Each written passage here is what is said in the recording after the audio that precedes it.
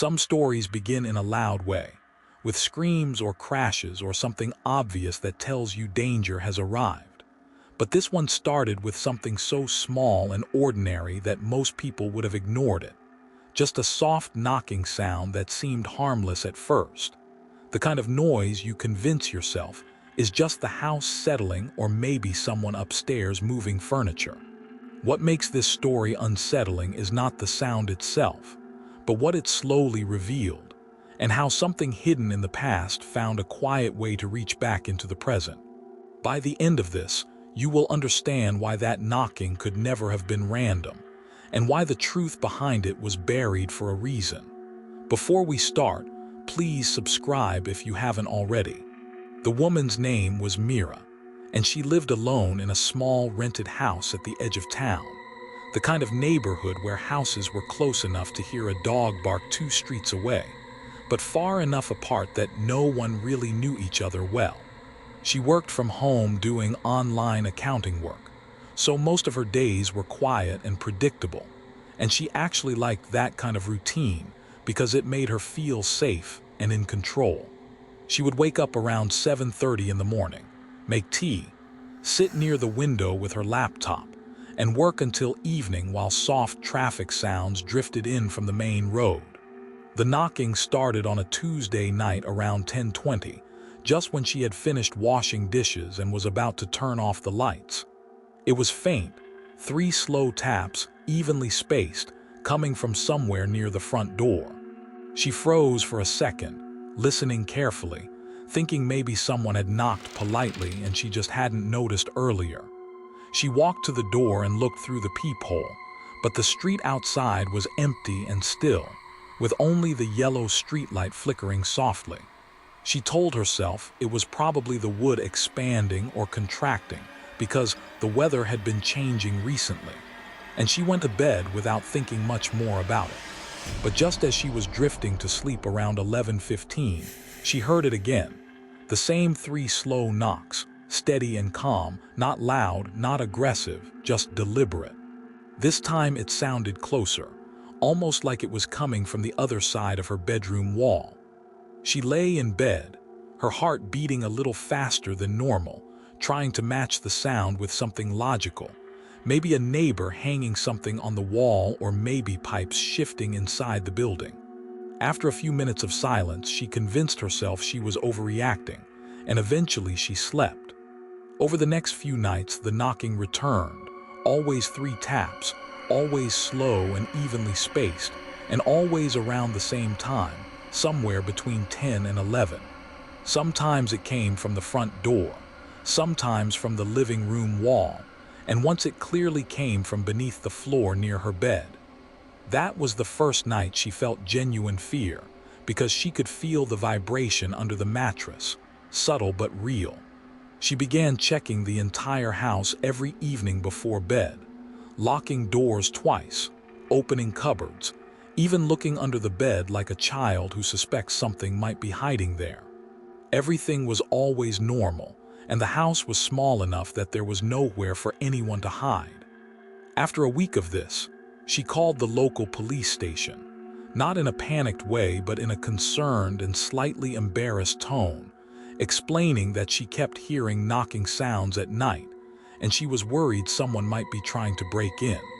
2 officers came by around 9:30 that evening, walked around the outside of the house with flashlights, checked the locks, and reassured her that there were no signs of forced entry or anyone lurking nearby. One of the officers, a middle-aged man named Rajesh, casually mentioned that sometimes people imagine patterns in normal house noises when they live alone for too long, and he said it kindly, not as an insult, but as a practical explanation. Mira nodded, feeling slightly foolish, and promised she would call again only if something more serious happened.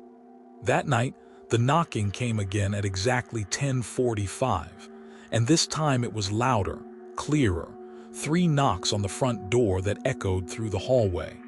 Mira walked slowly to the door, her hands shaking slightly, and just as she reached for the handle, her phone buzzed on the table behind her, making her jump. It was an unknown number. She ignored the knock for a second and picked up the phone, but as soon as she answered, there was only silence on the other end, followed by what sounded like distant static and a faint breathing noise. She said hello 3 times, her voice growing more nervous each time, and then the call ended abruptly. At that exact moment, the knocking came again, but this time it was not from the door. It was from inside the house. 3 slow taps from the living room wall. She stepped back, her mind racing, and for the first time she felt that this was not just some random house noise, because the timing was too exact, too connected to the phone call. She locked herself in her bedroom and stayed awake until morning, with all the lights on. The next day she went to the police station in person, explaining everything in detail, including the phone call. The officers took it more seriously this time, especially when they checked her call log and saw the unknown number had no caller ID information attached, which sometimes happened with internet-based calls. Rajesh, the same officer from before, asked her if she knew anyone who might be playing a prank or trying to scare her, but she insisted she had no enemies, no recent arguments, nothing unusual in her life. What changed everything was what happened the following night. At 10:35, before the knocking even started, Mira turned on the voice recorder app on her phone and placed it on the living room table, determined to capture the sound as proof. She sat quietly on the sofa, lights dimmed, waiting. At 10:42, the knocking came. 3 slow taps on the wall behind her. Her hands were trembling, but she forced herself to stay seated and let the recorder run. After a few seconds of silence, the knocks repeated, same rhythm, same spacing. She grabbed her phone and ran outside to the street, calling the police again, and within 15 minutes 2 patrol cars arrived. This time, the officers entered the house with more urgency, checking every corner carefully. But again, there was no sign of forced entry or hidden intruders. However, one of the younger officers asked to hear the recording. They stood in the living room while Mira played the audio back. The 3 knocks echoed clearly through the phone speaker, sharp and hollow.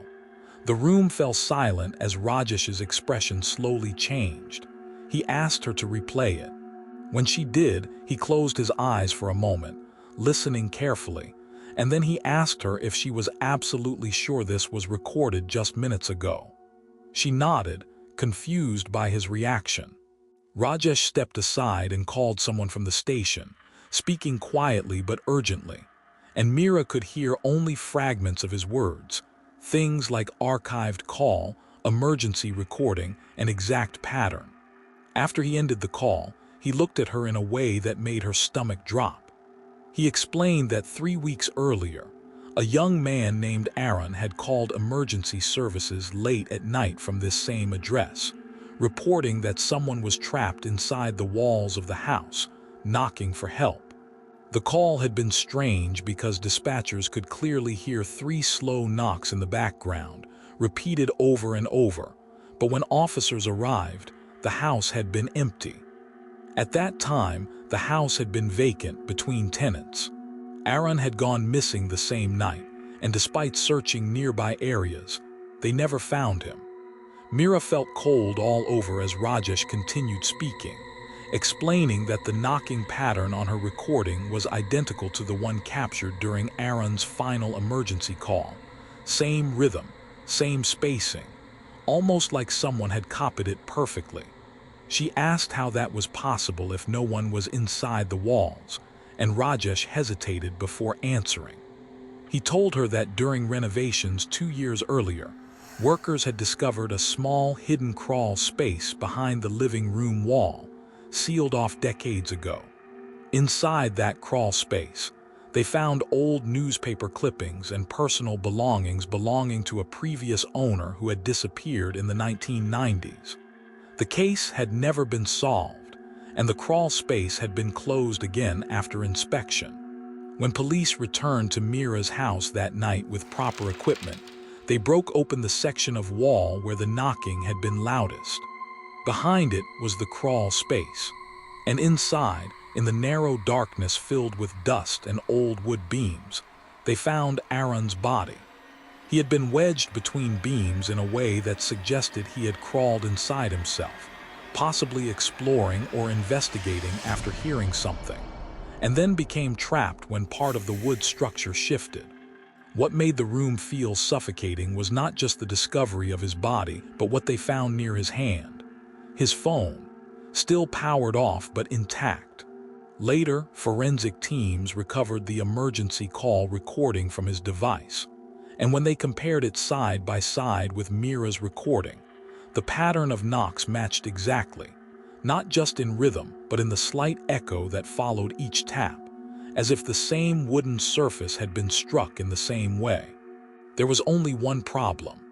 Based on medical examination, Aaron had died within hours of making that call, which meant the knocking Mira recorded weeks later could not have been him. Police eventually concluded that Aaron had heard the same knocking Mira heard, and had tried to investigate it by entering the crawl space, believing someone else was trapped inside, and in doing so, he sealed his own fate. As for the original source of the knocking, the theory they quietly shared among themselves was darker. The previous homeowner from the 1990s had also been reported missing after neighbors claimed they heard knocking sounds at night coming from inside the walls. But at that time, no hidden space had been discovered.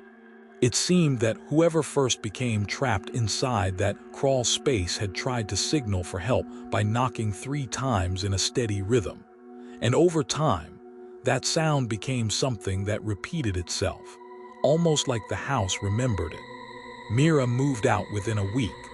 The house was sealed and later demolished, officially due to structural safety concerns. But before leaving on her last night there, while her belongings were packed and the rooms were nearly empty, she sat on the floor one final time around 10:40, telling herself it was all over. At 10:42, she heard it again. 3 slow knocks, not from the wall, not from the floor, but from inside the suitcase she had already locked. She did not open it. She left the house immediately and never went back. Months later, when she finally felt safe enough to unpack that suitcase in her new apartment, she found nothing unusual inside, just clothes and books and ordinary objects. But that night, as she lay in bed in a completely different building across town, at exactly 10:42, she heard 3 slow knocks from somewhere deep inside the wall beside her, steady and patient, as if whatever had once been trapped was no longer stuck in wood and dust, but had learned how to follow.